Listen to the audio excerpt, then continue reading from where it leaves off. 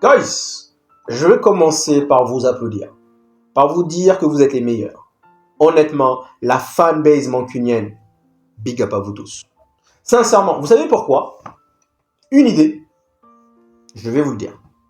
Je crois, sincèrement, que dans mon inconscient, dans mon subconscient, il n'y a aucun autre supporter dans le monde. C'est-à-dire aucun Munichois, aucun Parisien, aucun Madrilène, aucun Barcelonais, aucun autre supporter au monde capable de faire ce que nous avons fait aujourd'hui. C'est-à-dire capable de venir s'asseoir de la toute première minute jusqu'à la 96e minute devant ce match Fulham-Manchester United. Pourtant, on a connu des purges. Mais celui-ci, guys, il a un goût spécial. Quel match! C'était spectaculaire. C'était incroyable. Dans tout le match, Manchester United a obtenu, tenez-vous bien, 0 corner. 0 corner. C'est pour vous dire à quel point on a allumé le gardien. 0 corner. 0 corner.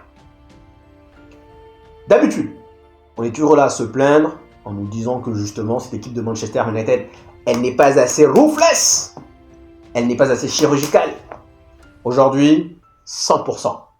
100%. Un tir. Un tir. Un tir cadré. Un but. Ça, guys, c'est la cour des grands. C'est du masterclass. Quel match! Honnêtement, quel match! Généralement, à la mi-temps, pour ceux qui ne le savent pas, on fait toujours des lives sur Facebook. Facebook, mi-temps et fin de match. Aujourd'hui, d'habitude, si je ne suis pas là, c'est parce que je suis occupé. Mais aujourd'hui, pour la première fois, sincèrement, je me suis dit, en réalité, on va parler de quoi? Je me suis posé la question, je me suis dit, franchement, est-ce qu'il y a ne serait-ce qu'un seul événement marquant dans ces premières 45 minutes, 45 premières minutes? J'ai réfléchi, je me suis reposé la question, je me suis dit, je ne pense pas. Et donc, pour la première fois, cette fois-ci, il n'y a pas eu de live à la mi-temps, non pas parce que j'étais occupé ou parce que j'étais pas là, mais tout simplement parce que j'étais dans l'incapacité. J'allais venir vous dire quoi? Qu'on a des Tinkwinky sur le terrain? Tinkwinky. Mais j'ai compris. J'ai compris en réalité. Vous savez, juste avant le match contre les Rangers, donc durant le preview, Ruben Arubena avait dit, j'insiste, il a dit, il faudrait surtout contenir l'adversaire, du moins pendant les 10, voire pendant les 20, ou encore même pendant les 30 premières minutes. Cela voudrait dire qu'on doit tout faire, tout mettre en place pour éviter d'encaisser durant les 10, 20, 30 premières minutes. Mais je crois que ces joueurs-là, quelque part, ils n'ont pas compris de cette manière. Ils se sont dit, bon, on ne prend pas de but, mais également on ne tente rien. Parce que tenter, c'est prendre des risques, et donc quand tu prends des risques, donc forcément, tu te fais exploser. Et je pense que là, on a fait appel, honnêtement, du moins pendant ces 45 premières minutes, on a fait appel à Itachi, qui nous a ramené dans un genjutsu. Honnêtement, quel match! C'est pour ça, gars, je vous dis que vous êtes les meilleurs. Quel match! Non, mais honnêtement, j'essaye de me refaire le film. Vous voyez, vous allez au cinéma, vous allez voir un excellent film. Parfois, il y a tellement d'événements, tellement de parties qui vous ont marqué. Quand vous sortez du film, tu te rappelles de cette partie, tu te rappelles de là, tu te rappelles de là. Mais là, honnêtement, j'essaye de... Bon, bien sûr, ça va arriver. Pour l'instant, je suis en quête d'inspiration. Mais j'essaye de me retracer le film du match. Mais en réalité, je me dis, mais waouh! Cette équipe de Manchester United, elle est trop forte. Franchement. Honnêtement, guys, les Mancuniens, on est forts. Franchement, vous êtes the best. Nous sommes les best, parce que je suis inclus. Honnêtement. Encore une fois, aucun supporter autre que supporter de Manchester United est capable de venir s'asseoir de la première à la 96e minute. Mais on revient encore une fois sur le complexe de l'habitude. Fulham n'a pas battu Manchester United depuis 2009, du moins chez eux, à Craven Cottage.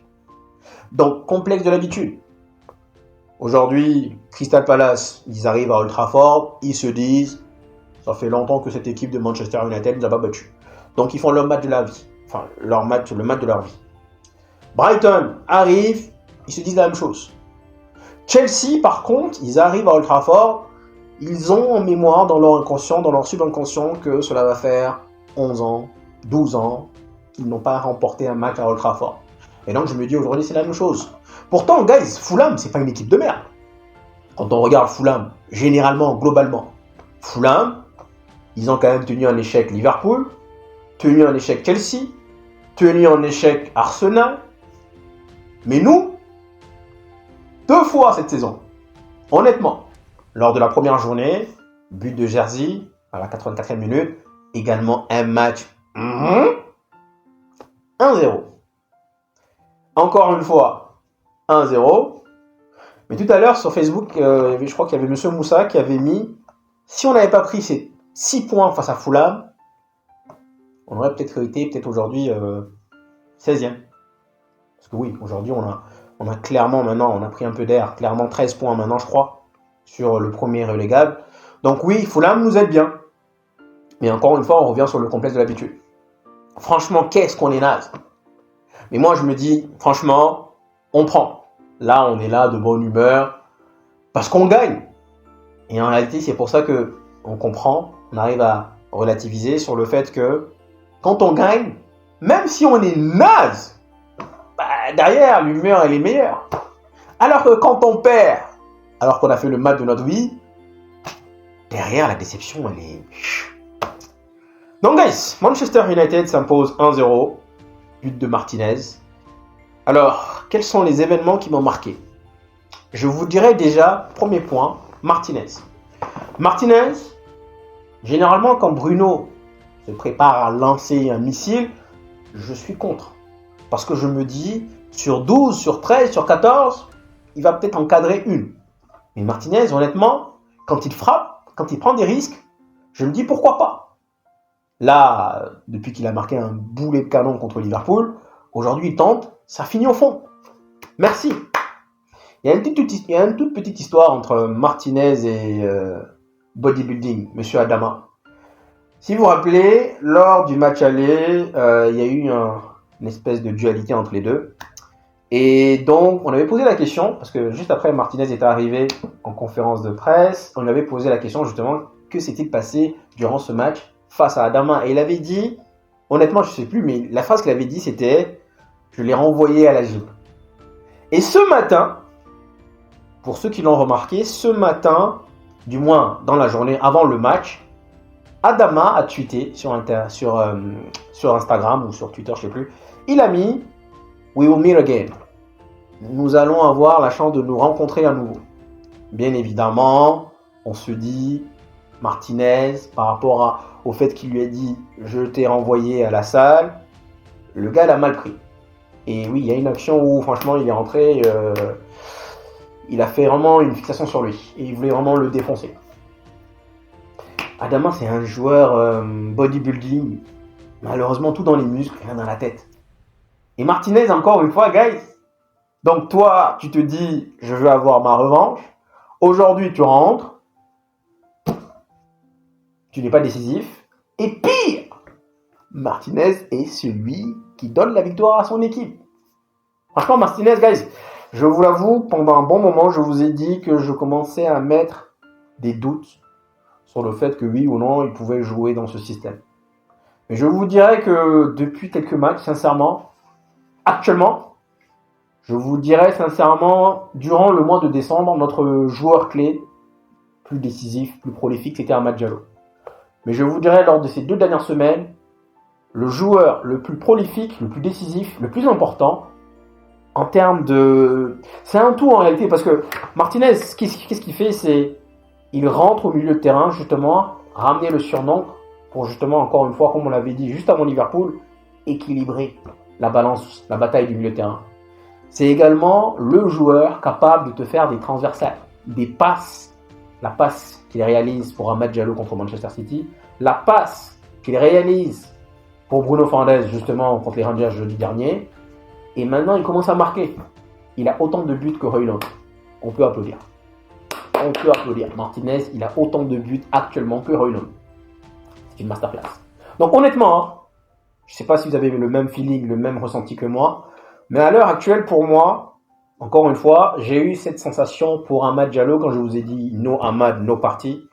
Mais à l'heure actuelle, pour moi, et ça c'est pas parce qu'il a marqué, hein, faut pas croire parce que je fais comme tout le monde ou la plupart qui font une fixation sur les statistiques, sur le fait que oui, il a réalisé une passe décisive, oui, aujourd'hui c'est lui qui marque. Au-delà de ça, je trouve qu'aujourd'hui, en termes de charisme, il est tellement charismatique. En termes de leadership, en réalité, le capitaine, c'est évident. Du moins, on l'a déjà dit, hein, même avant, mais pour moi, actuellement, ce qu'il ramène, son intelligence de jeu. Regardez, il y a une scène que j'ai vue contre Rangers. À un moment donné, toute l'équipe était absorbée. Et lui, il était à un moment donné à peu près 5 mètres. 5 mètres de l'attaquant. Et il a vu tout de suite que dans le cas où l'attaquant reçoit le ballon, on est mort. Parce que l'équipe a été absorbée. Et qu'est-ce qu'il fait avant que l'attaquant reçoive le ballon? Pressing. Pressing, pressing, pressing. Donc du coup, quand l'attaquant reçoit le ballon, juste après, il est derrière lui. Et il le fait systématiquement, même aujourd'hui, hein, honnêtement. Donc au-delà de ces statistiques, pour moi, j'ai mis des réserves, c'est vrai, mais là, actuellement, pour moi, en ce moment, je pense que c'est cyclique, mais en ce moment, c'est le joueur le plus important pour le Bénin, plus important qu'Amad Diallo, en ce moment. Merci Martinez, et merci de l'avoir envoyé dans le gymnase. Ensuite, en dehors de ça, il y a un autre aspect sur lequel je vais revenir, c'est le but d'Amad Diallo. Les gars, il y a hors-jeu. La main, si on regarde la main du joueur, du défenseur, la main est en avance, mais tu ne marques pas avec la main. Donc en réalité, hors-jeu, c'est vraiment les parties, les membres du corps qui sont capables de marquer un but. Donc oui, il y a hors-jeu. Quand on regarde, même sur l'action, moi, avant même que la VAR décide qu'il y a hors-jeu, je sais que c'était Anthony Taylor. Je sais qu'Anthony Taylor, dans tous les cas, il va de la faire à l'envers. Comme je l'ai dit, on va faire avec. Mais pour moi, il y a hors-jeu. Et donc, sur cette action, j'ai bien aimé le fait que les deux petits là, ils sont courts de taille, tous les deux. Les deux, ils arrivent, ils combinent bien. Tac, tac, 2 fois. Tac, tac, tac, tac. Après, Amad Diallo finit, but. Malheureusement, hors-jeu. Mais gars, je sais que je vous l'ai déjà dit. Meno en 10, why not? Meno en 10. Il n'a pas, en fait, le coffre, souvent. Enfin, bien longtemps, j'ai pensé qu'il fallait le mettre en 8. Mais en réalité, j'ai regardé, même dans sa jeunesse, chez les jeunes, dans l'académie, il a joué longtemps ailier et longtemps 10. Mais pas beaucoup en 8. Hein. Donc il faut l'essayer en 10. Vous voyez le dosage, les combinaisons qu'il y a eu entre les deux. Franchement, pour moi, cette séquence-là, malheureusement c'est hors-jeu, mais cette séquence-là, c'est la plus belle séquence du match. En même temps, c'est pas sorcier. Hein. C'était un match tellement... qu'en réalité, oui, cette séquence-là, franchement, voilà le deuxième aspect. Le troisième aspect... Est-ce qu'il y a un troisième aspect? Ouais, troisième aspect, je crois qu'à un moment donné, je vois Onana, il y a un coup franc, et je vois Onana, il n'est même pas sur le terrain, enfin bon, je vais chercher la photo demain, mais il n'est même pas sur le terrain, il est quasiment dehors. Je sais pas, en rappelant que c'est la raison pour laquelle, justement, il a été expulsé par rapport à l'équipe du Cameroun. Mais bon, je comprends pas, en fait, je comprends pas la réflexion. Il y a eu pas grand chose à faire. Fulham a eu des... En fait, Fulham, je me dis, oui, il y a eu beaucoup de nuls, mais en réalité, Iobi... Pourtant, ils ont de bons joueurs, mais ça pêche devant. Donc voilà, hein, guys. Hein. Je crois que voici les 3 aspects sur lesquels j'aurais voulu revenir. 0 corner, par contre, ça, c'est masterclass. Hein. Ça, c'est vraiment une dinguerie. Demain, c'est l'anniversaire de Ruben Arubena. Il va avoir 40 ans. J'ai pas encore sa conférence de presse, mais j'ai lu qu'apparemment, il dit qu'il a déjà 50 ans. Bon, je vais l'écouter. En même temps, guys, quand tu viens à Manchester United, d'ailleurs, il y a une photo qui circule régulièrement, là, récemment, là, qui dit comparer la drogue, l'alcool, et puis être entraîneur de Manchester United. Mais en même temps, je me dis, c'est tellement... je perds mes mots, guys. Tellement plausible. Dans le sens où tu dois répéter les mêmes choses. Encore. Et encore. Et encore. Et au final, ils sont tellement des tinky-winky qu'au final, ils comprennent rien. Donc voici les 3 aspects. Si on doit passer joueur par joueur, je vous dirais Onana, il a fait quelques arrêts, mais bon, pas vraiment extraordinaire. C'est pas genre wow.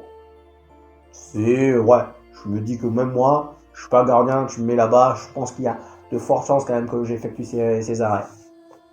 Diego Dallo, oui, je vous dirais qu'il y a une scène qui m'a marqué, c'est quand il fait un tacle. Je l'ai trouvé nettement mieux quand même déjà, d'être à droite qu'à gauche. Je l'ai trouvé vraiment nettement mieux, Diego Dallo. Harry Maguire, encore une fois, on revient sur la même chose. Quand il s'agit de faire une lecture, et en réalité, chaque fois, il y a des joueurs, je comprends pas, ils se disent peut-être parfois ils sont Mark Landers. Vous voyez dans Mark Landers ou dans Cesare, l'école des champions, où le joueur il arrive et puis juste le fait de te frotter à Mark Landers ou à Cesare, tu bouges. Harry Maguire, c'est une montagne. Je comprends pas les joueurs. Donc tout ce qu'il a à faire généralement, à plusieurs reprises, c'est se mettre devant le ballon. Pas bouger. Et il y en a, ils pensent qu'ils sont Mark Landers. Ils arrivent, mais forcément que quand tu vas arriver, l'impact, c'est toi qui vas tomber. Harry Maguire, il est beaucoup plus costaud que toi. Donc quand il s'agit de faire la lecture au sol, Harry Maguire, franchement, il a beaucoup progressé. Il est très bon dans ce domaine. Mais quand il s'agit d'évaluer le ballon dans les airs, c'est un autre débat.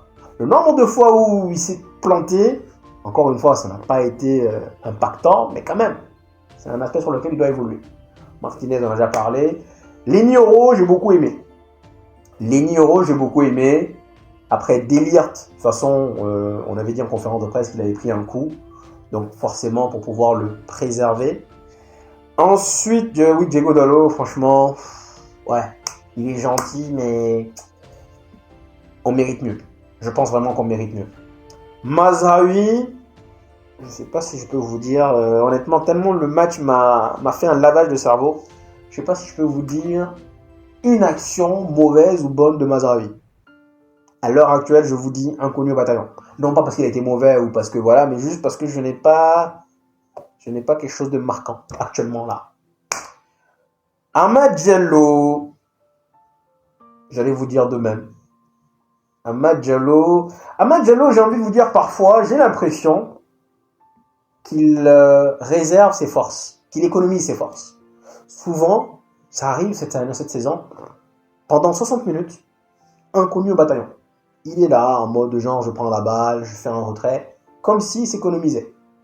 Et là, comme face à City, comme face à Liverpool, derrière il se réveille. Il attend que tu t'épuises et là il te la fait à l'envers. Si je me rappelle bien, quand Ruben est arrivé, il avait dit Amad Diallo doit mieux négocier ses forces, un truc comme ça, parce qu'il y a eu un match où à la fin il était complètement carbonisé. Et depuis lors, je trouve qu'il est moins explosif, du moins pendant les 60 premières minutes, et derrière il rentre dans le match. Et qu'il trouve encore l'énergie pour aller marquer, même si c'est hors jeu, dommage, honnêtement. Et c'est la meilleure action du match. Garnacho, j'essaye, hein. J'essaie de trouver une bonne action de Garnacho. Il n'y en a pas. Je ne pense pas, mais il n'y en a pas, je crois pas. Højlund. Alors, j'ai envie de vous dire que c'est un mais en réalité, face à Rangers par exemple, saviez-vous que nous avons créé une seule occasion pour l'ensemble des deux attaquants, que ce soit Højlund et Zerzi, pour les deux. Une seule occasion. Une seule occasion pour les deux. Et ça, malheureusement, on le dit depuis bien fort longtemps, que ce soit Martial, Lukaku, Ronaldo, il n'y a pas assez de service pour les attaquants. Tu as l'impression que derrière, une fois que tu deviens attaquant, derrière,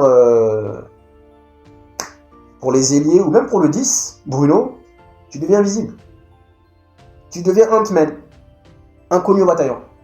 Il n'y a pas assez de service. Cependant, Højlund, tu ne peux pas venir te permettre que chaque fois, mais les gars, c'est pas genre une fois, non, je vais vous donner un pourcentage de au moins 5%, 10%, non, 100% de tes duels, tu les perds, 100%, et contre n'importe quel adversaire, contre n'importe quel défenseur, ça c'est problématique. il passe son temps par terre. Comme si il avait confondu un terrain de foot et une piscine. Il passe son temps qu'à plonger. Pouf! Mauvais contrôle. Je me dis que normalement, c'est à lui, justement, de contrôler le ballon, de se retourner. Ça, c'est ce que faisait Martial parfaitement. Et de mettre ses ailiers, c'est la raison pour laquelle Rashford aimait jouer avec lui, et de mettre ses ailiers sur orbite. Et si dès le moment où toi tu reçois le ballon, tu perds le ballon, ben on doit recommencer à zéro. Normalement, tu récupères le ballon, tu contrôles, tu te retournes, ou alors tu élimines ton adversaire, mais il est toujours dans le duel. C'est pas forcément toujours dans le duel. Parfois, il faut être un peu plus intelligent, tout simplement. Donc, si tu n'arrives pas à faire ça, ben comment veux-tu que derrière, tu vas envoyer tes ailiers sur orbite et faire l'appel pour que tes ailiers te refassent une passe en retrait pour que toi, tu puisses conclure. C'est toi le commencement. J'ai fait le tour. Zerzi est rentré. Quelqu'un a mentionné, quelqu'un avait dit, quand Zerzi est titulaire, c'est M. Philou qui l'avait dit, quand Zerzi est titulaire, on réclame Højlund. Quand Højlund est titulaire, on réclame Zerzi. Clairement, il nous faut un attaquant. Colliers, les gars, je vous jure que j'ai voulu commencer avec lui. Mais en réalité, j'étais tellement dépité par la prestation du match, je me suis dit, j'allais faire une standing ovation. Je vous jure que je me suis dit, je vais commencer avec Colliers. Mais je sais pas pourquoi d'ailleurs j'ai oublié. La différence entre Alte.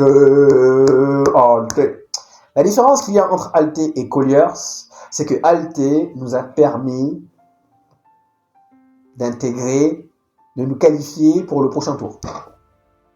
Alors que là, honnêtement, bon, peut-être qu'ils avaient égalisé, mais en réalité, là, Manchester United est 12e. S'ils avaient égalisé, on allait finir 13e. Donc, est-ce que vraiment c'est important?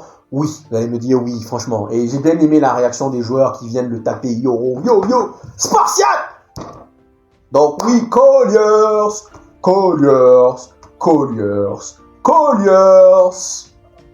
Il était là au bon moment, au bon endroit. Et en plus, ce que j'ai aimé, c'est que pendant que le moment où les joueurs arrivaient et lui disaient ouais, il est resté en mode ouais. Il a pas fait genre ouais. Non, il a fait genre ouais, juste ouais.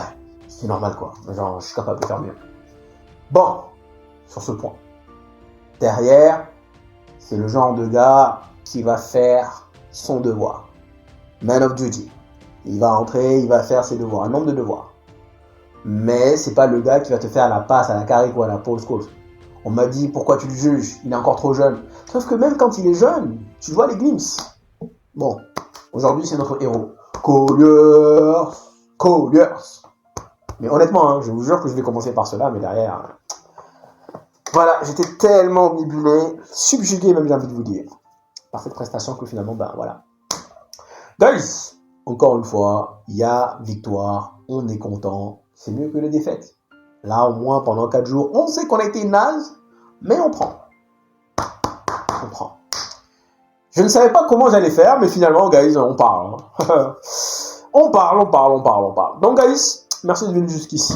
Et puis, bon, ben, je vais aller écouter les interviews post-match. Je suis un peu fatigué, donc je perds beaucoup mes mots. Les interviews post-match. Et puis, bon, ben, demain, on essaiera vraiment de revenir, comme d'habitude, sur les aspects qu'on a oubliés. Merci d'être venu jusqu'ici. Et je vous dis...